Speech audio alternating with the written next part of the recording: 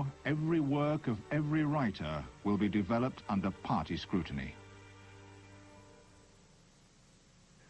Soviet literature enters a long, dark night, from which it will never emerge.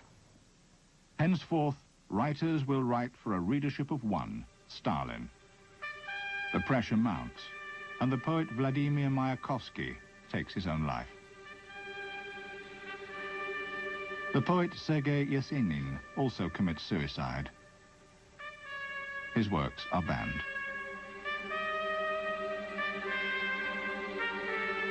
The novelist Bulgakov is barred by Stalin from fleeing Russia, and his books never see print.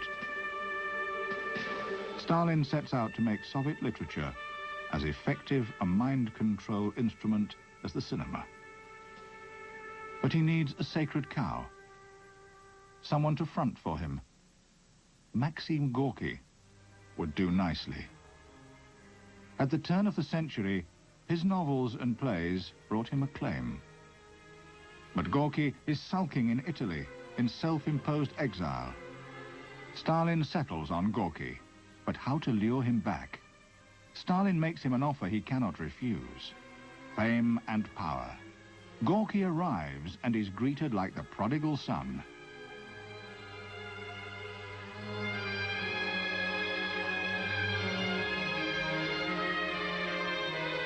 The celebrated author is appointed by order of Stalin to head up the newly formed Union of Soviet Writers. Gorky is to preside over their first Congress.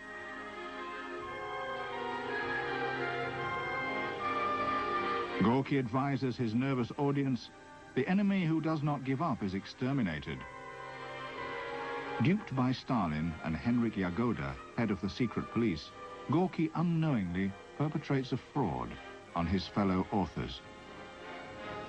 He organizes an expedition of writers to visit the White Sea-Baltic Canal, being built on the backs of thousands of prisoners, all furnished by Stalin's secret police. It is a triumph of socialism, Gorky explains. Labor sets the prisoner free. The writers are to glorify it. After the sightseeing, folk dances. The secret police deception is so impressive that the zealous and gullible writers who arrive prepared to accept whatever they are shown believe the pathetic charade and collaborate on a book of high praise, exalting the wisdom of Stalin, the excellence of the secret police, and the justice and decency of the Soviet penal system. Why did some of the greatest names in Soviet literature suddenly leap into Stalin's arms? For one thing, fear. They had just witnessed the fate that would otherwise be theirs.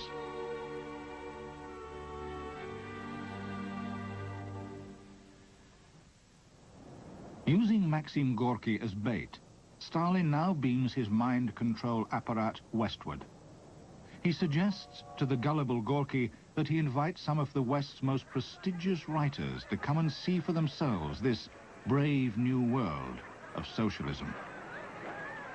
George Bernard Shaw arrives. Romain Rolland, H.G. Wells, Henri Barbusse, André Gide, all receive a hero's welcome, are stuffed with food and misinformation. They are shown the grandiose facade of communism, but not its shabby underside. And always at their elbow, the secret police.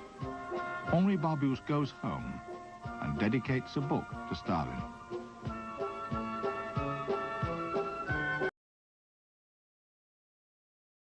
Gorky's one-time friend, Ishak Pavel, a writer, shot. A young poet, Boris Kornilov, shot. His wife, Olga Bergos, a poet, is imprisoned and miscarries. Now she will never bear children. I'm crushed, crippled. Why did they torture me? They took out my soul, searched it with their stinking fingers, spat into it, then stuck it back and said, go and live. Gorky addresses his anxious writers. He informs them that the government has given them everything and deprived them of only one thing, the right to compose their work poorly. To write poorly, he suggests, is not to praise Stalin or his works. Ignore this at your peril, Gorky advises them.